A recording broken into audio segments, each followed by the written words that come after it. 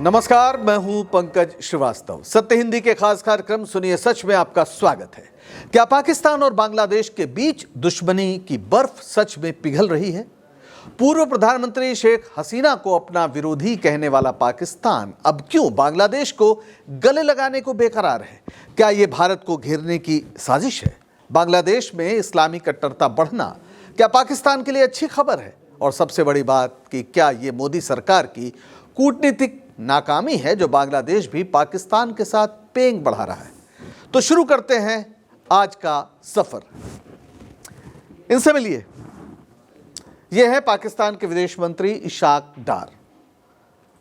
27 दिसंबर को इन्होंने दावा किया कि वर्ष 2025 पाकिस्तान बांग्लादेश संबंधों में एक महत्वपूर्ण मोड़ था। उन्होंने इसे कई वर्षों की कूटनीतिक ठंडक के बाद बर्फ पिघलाने वाला वर्ष बताया।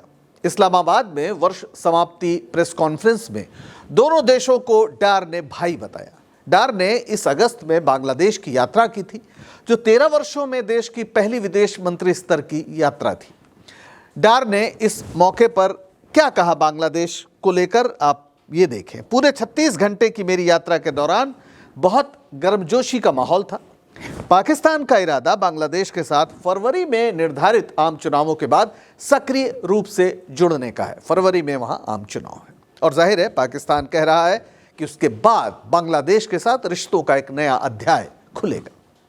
डार ने यह भी दावा किया कि बांग्लादेश में पिछली सरकार जो शेख हसीना के नेतृत्व में थी वो पाकिस्तान विरोधी थी। यानी बांग्लादेश के बदले माहौल में पाकिस्तान को उम्मीदें नजर आ रही हैं। जरा इन तस्वीरों को गौर से देखिए। पाकिस्तान में इन दिनों क्या हो रहा है? कहीं झगड़ा, कहीं आगजनी, कहीं मारपीट। बंग बंधु जो पाकिस्तान के संस्थापक रहे हैं उनके घर तोड़ा गया, मूर्तियां, प्रतिमाएं उनकी तोड़ी गई। लेकिन पाकिस्तान को इसमें उम्मीद नजर आ रही, क्योंकि जिन सिद्धांतों पर बांग्लादेश का निर्माण हुआ था वे आज निशाने पर हैं। कट्टरवादी ताकतें उफान पर हैं। अल्पसंख्यकों पर हमले की घटनाएं रोजाना सुर्खियां बन रही हैं। यह वही तस्वीर है जिसका पाकिस्तान हमेशा सपना देखता था। चलिए जरा इतिहास का एक जरूरी पन्ना पलटते हैं और जानते हैं कि आखिर बांग्लादेश में यह तस्वीर क्यों नहीं थी और कैसे बांग्लादेश अस्तित्व में आया था। 1947 का ये नक्शा है। कभी इस पूरे उपमहाद्वीप का एक साझा इतिहास था। उपनिवेशवाद के खिलाफ संघर्ष सिंध से लेकर बंगाल तक चला था। लेकिन 1947 में अंग्रेजों से आज़ादी पाने की एक बड़ी कीमत चुकानी पड़ी। भारत का विभाजन, सांप्रदायिक राजनीति जिसके एक चेहरे, सबसे बड़े चेहरे ये मोहम्मद अली जिन्ना, और अंग्रेज़ों की कुटिलता ने भारत के दो टुकड़े कर दिए। एक पश्चिमी पाकिस्तान और दूसरा पूर्वी पाकिस्तान जो अब बांग्लादेश है। दोनों के बीच 1200 किलोमीटर का करीब फासला और दोनों के बीच में था भारत। ये जाहिर है भारत के लिए एक परेशानी भरी स्थिति थी, खास तौर पर जब पाकिस्तान अपने जन्म से ही भारत को दुश्मन मानकर चल रहा था। जिन्ना ने जिस कट्टर राजनीति को हवा दी थी वो पूरे पाकिस्तान को जहरीला बना रही थी। पर भारत विरोधी इस हवा में नस्ली श्रेष्ठता भी थी। पाकिस्तान के शासक वर्ग ने उर्दू का झंडा बुलंद किया था। खुद मोहम्मद अली जिन्ना ने ढाका यूनिवर्सिटी में जाकर कहा था कि उर्दू ही राष्ट्रभाषा होगी पाकिस्तान की। और वो बंगाल जो कभी पाकिस्तान के आंदोलन का केंद्र था वो झटका खा गया।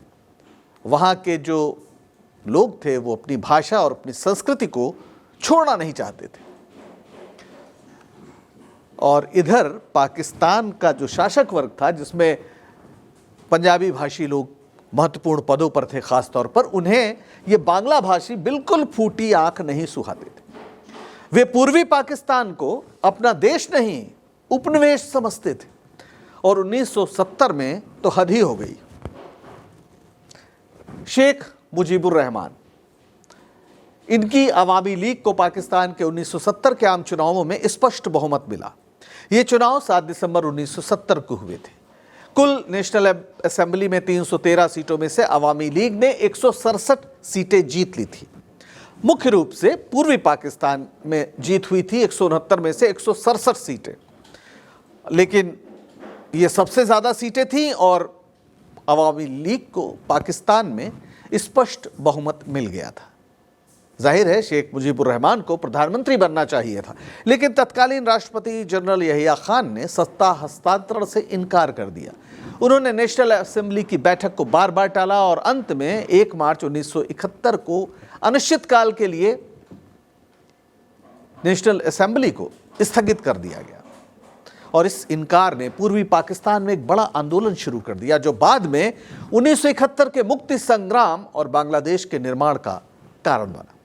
पाकिस्तानी सेना ने उस आंदोलन को क्रूरता से दबाया, लाखों लोग मारे गए, महिलाओं पर भयानक अत्याचार हुए, गांव के गांव जला दिए गए। यह था ऑपरेशन सर्चलाइट। जवाब में बंगालियों ने मुक्ति वाहिनी बनाई और भारत की मदद से एक ऐसी लड़ाई लड़ी जो अनोखी थी। उस समय भारत की प्रधानमंत्री थी इंदिरा गांधी। उन्होंने एक ऐसा वार किया जिसने इतिहास ही नहीं भूगोल भी बदल दिया। अमेरिका के खुले विरोध और धमकियों को नजरअंदाज करके जिसने अपना 7वां बेड़ा भेज दिया था बंगाल की खाड़ी में, इंदिरा गांधी ने उसकी परवाह नहीं की और मुक्ति वाहिनी का साथ देने का फैसला किया। पाकिस्तान के साथ सीधा युद्ध छिड़ गया और सिर्फ 13 दिनों में पाकिस्तानी सेना ने सरेंडर कर दिया। 93,000 कैदी पाकिस्तान के भारत के सामने थे जिन्होंने आत्मसमर्पण किया। पूर्वी पाकिस्तान अब बांग्लादेश के रूप में, एक स्वतंत्र देश के रूप में ग्लोब में जगमगाने लगा। इंदिरा गांधी ने न सिर्फ इतिहास बदला बल्कि भूगोल भी बदल दिया। अब भारत दोनों तरफ से पाकिस्तान से घिरा नहीं था। उसकी पूर्वी सीमा पर अब एक ऐसी सरकार आ गई थी जो उसकी दोस्त थी। यानी इंदिरा गांधी ने पूर्वी सीमा पर एक देश का निर्माण किया जहां पर एक ऐसी सरकार थी जो भारत के साथ दोस्ती रखना चाहती थी। लेकिन इससे भी बड़ी बात थी कि जिन्ना के द्विराष्ट्रवाद के सिद्धांत को दफन कर दिया गया। जिन्ना का कहना था कि धर्म राष्ट्रीयता का आधार है, इसलिए हिंदू और मुसलमान 2 राष्ट्र हैं, साथ नहीं रह सकते। लेकिन यह साबित हुआ बांग्लादेश के निर्माण से कि मुसलमान भी एक साथ नहीं रह सकते, उनकी भाषा और संस्कृति अगर अलग है। यानी जो 1947 में भारत का विभाजन हुआ था वो 1971 में सैद्धांतिक रूप से बेमानी साबित हो गया। ये जिन्ना की हार और गांधी नेहरू के उस विचारधारा की जीत थी जो ये कहते थे हमेशा कि हिंदू और मुसलमान 2 राष्ट्र नहीं हैं। वे सदियों से साथ रहते आए हैं और आगे भी रहेंगे। धर्म व्यक्तिगत मामला है, आज़ाद भारत में सभी बराबर के नागरिक होंगे। बहरहाल सिर्फ 4 साल बाद स्थिति बदली। शेख मुजीबुर रहमान की हत्या हो गई 15 अगस्त 1975 को। कुछ असंतुष्ट सैन्य अधिकारियों ने शेख मुजीब, उनकी पत्नी, बेटों समेत 20 लोगों की हत्या कर दी। 15 अगस्त का दिन खास था, भारत का स्वतंत्रता दिवस, यानी एक संदेश भी था भारत के लिए। याद दिलाया गया था कि 1971 में भारत की क्या भूमिका थी। इस हत्याकांड के पीछे बांग्लादेश के कट्टरपंथियों और कहते हैं कि विदेशी खुफिया एजेंसियों जैसे CIA वगैरह भी शामिल थी, ये शक जताया गया। जाहिर है एक सेकुलर बांग्लादेश पाकिस्तान की आंख में हमेशा चुभता था। इस हत्याकांड में शेख मुजीब की 2 बेटियां ही बच पाईं जो जर्मनी में थी, शेख हसीना और शेख रेहाना। शेख हसीना 6 साल तक भारत में निर्वासित जीवन जीने के बाद 1981 में बांग्लादेश लौटी और अवामी लीग का चेहरा बनकर उभरी। कई साल तक वे विपक्ष की राजनीति करती रहीं और 1996 में पहली बार शेख हसीना प्रधानमंत्री बनने में कामयाब हुई। 1996 से 2001 तक वे प्रधानमंत्री रही। दोबारा उन्हें फिर मौका मिला 2009 में। इस बीच खालिदा जिया प्रधानमंत्री रहीं, जिनके पति जियाउर रहमान जो एक सैनिक जनरल थे जिन्होंने कई साल तक बांग्लादेश पर एक तरह से हुकूमत कायम रखी थी, उनकी पार्टी थी बांग्लादेश नेशनलिस्ट पार्टी। वो सत्ता में रही। फिर मौका मिला शेख हसीना को 2009 में, और इस बार वे सत्ता से पूरी तरह चिपक गई। वे लगातार चुनाव जीतती रही। उन पर आरोप लगे कि उन्होंने संवैधानिक संस्थाओं पर नियंत्रण कर लिया है। दुनिया भर के अखबारों में छपता रहा कि वे चुनाव बेईमानी से जीत रही हैं। हालांकि भारत में मोदी सरकार आने के बाद मोदी सरकार पूरी तरीके से शेख हसीना के साथ थी, और यहां का जो चुनाव आयोग था वो कहता था नहीं, वहां ईमानदारी से चुनाव हो रहे हैं। 2024 में वे फिर चुनाव जीत गई 5वीं बार, जबकि बीएनपी ने, जो मुख्य विपक्षी पार्टी थी, उसने चुनाव का बहिष्कार किया था। जाहिर है वे जीत तो गई, लेकिन उनकी साख कमजोर पड़ गई। देश में असंतोष बढ़ रहा था, नौजवान सड़क पर आ रहे थे, और इसका फायदा कट्टरपंथियों ने उठाया। अगस्त में हालात इतने बिगड़े कि शेख हसीना को देश छोड़कर भागना पड़ा। उन्होंने भारत में शरण ले ली, और इस समय बांग्लादेश में मोहम्मद यूनुस के नेतृत्व में अंतरिम सरकार है। मोहम्मद यूनुस को नोबेल प्राइज मिला था ग्रामीण बैंकिंग में अपने अभिनव प्रयोग के कारण। बहरहाल शेख हसीना के काफ़ी ये विरोधी माने जाते हैं। तो वहाँ पर एक सरकार जो अंतरिम है, उसके सलाहकार के रूप में इन्हीं के नेतृत्व में वहाँ सरकार चल रही है, और ये सरकार भारत के खिलाफ है। इसका कहना है कि शेख हसीना को अदालत ने सजा दी है, मौत की सजा सुनाई है, और जो भी कानूनी प्रक्रिया होगी वो बांग्लादेश में चलनी चाहिए। भारत उन्हें बांग्लादेश भेज दे। शेख हसीना के देश छोड़ने के बाद अवामी लीग समर्थकों और हिंदुओं पर हमले की घटनाएं बढ़ी हैं। इसी का फायदा उठाते हुए पाकिस्तान अब बांग्लादेश को भाई बताकर गले लगाने को उतावला हो रहा है। 1971 के घाव आज भी ताज़ा हैं, और बांग्लादेश को कट्टरपंथ की राह पर जाना इन घावों पर मलहम की तरह है, यानी पाकिस्तान को जो घाव लगा था उस पर मलहम की तरह है। लेकिन क्या इतना आसान है? 1971 में पाकिस्तान की जो सेना थी, उसने जिस तरह के जुल्म किए थे उसका मुआवजा इतना आसान नहीं है। हालांकि पाकिस्तान का कहना है कि 1974 में भारत, पाकिस्तान और बांग्लादेश के बीच एक त्रिपक्षीय समझौता हुआ था, जिससे मसला हल हो गया। क्या था वो त्रिपक्षीय समझौता? पहले तो 1973 में जाके पाकिस्तान ने बांग्लादेश को मान्यता दी, उसके पहले मान्यता ही नहीं दी। और फिर 9 अप्रैल 1974 को तीनों देशों के बीच एक समझौता हुआ। यह समझौता मुख्य रूप से प्रिजनर्स ऑफ वॉर्स, यानी जो युद्धबंदी थे और जो वहाँ तमाम नागरिक हैं, उनकी वापसी को लेकर था। पाकिस्तान का मानना है कि समझौते से दोनों देशों के बीच मसला हल हो चुका है, लेकिन बांग्लादेश की कुछ और भी मांग है। मसलन पाकिस्तान 1971 में किए गए जुल्म को लेकर सार्वजनिक माफी मांगे बांग्लादेश से, और देश की जो संपत्ति बंटवारे में हिस्सा बतौर $4.5 बिलियन बांग्लादेश को मिले, और बांग्लादेश में जो 3 लाख के करीब पाकिस्तानी रह गए, ज़्यादातर बिहारी हैं, उनकी वापसी हो, यानी उन्हें पाकिस्तान वापस ले जाए।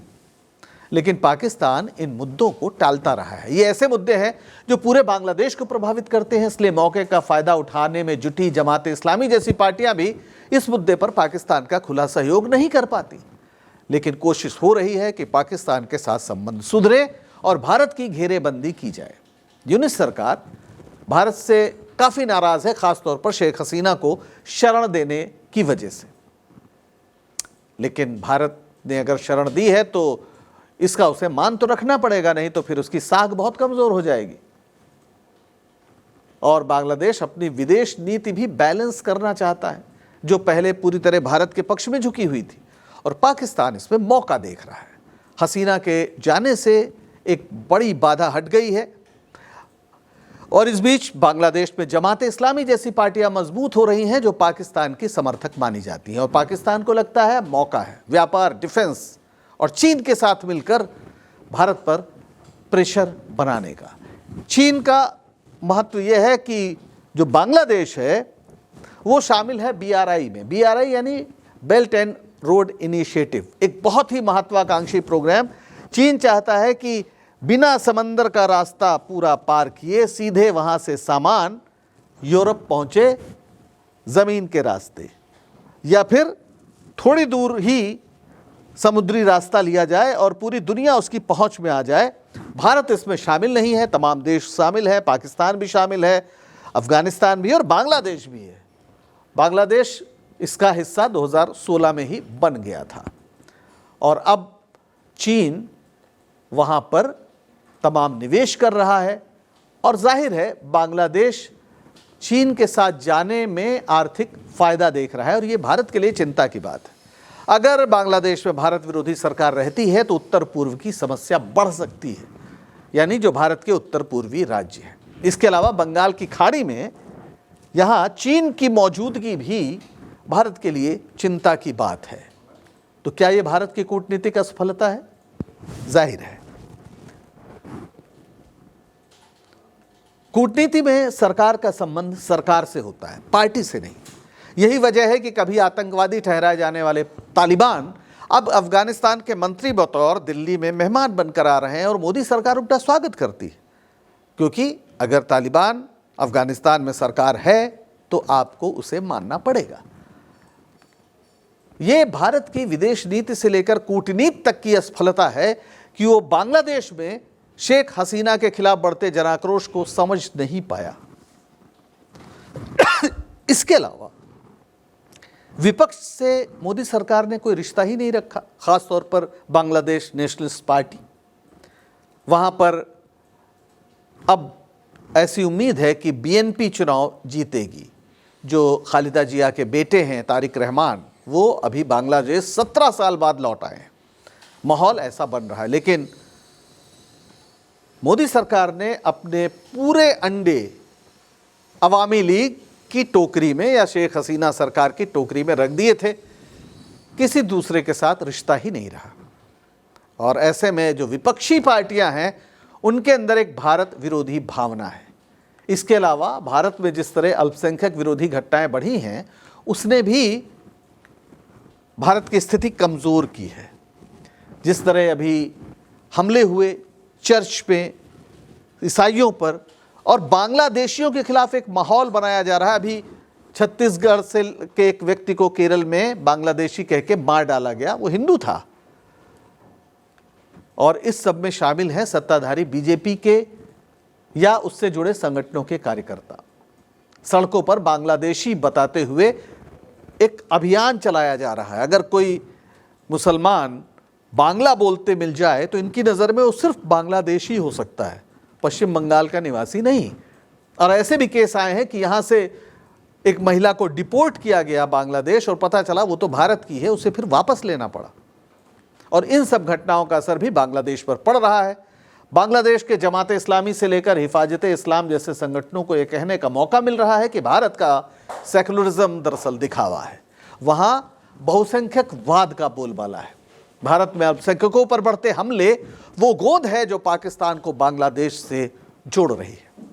भारत की ओर से जब जब बांग्लादेश में किसी हिंदू की हत्या पर सवाल उठाया जाता है तो बांग्लादेश भारत में मुस्लिमों के साथ हो रही ऐसी घटनाओं की फहरिस्त सामने रख देता है।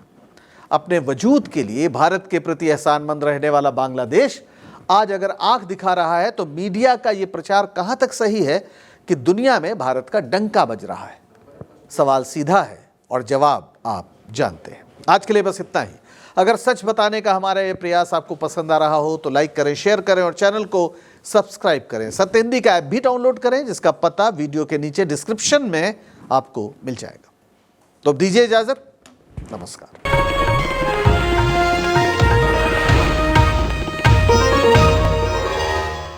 Copyright disclaimer under Section 107 of the Copyright Act 1976. Allowance is made for fair use for purposes such as criticism, comment, news reporting, scholarship, and research.